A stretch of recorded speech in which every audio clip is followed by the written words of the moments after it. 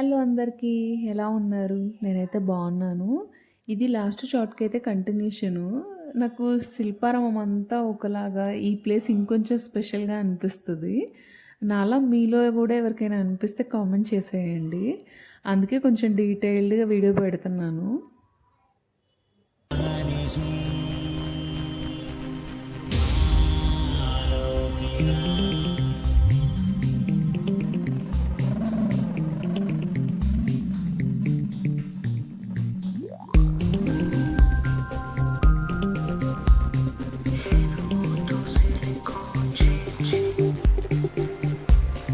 తీగలతో తినిపించి ఆటేసి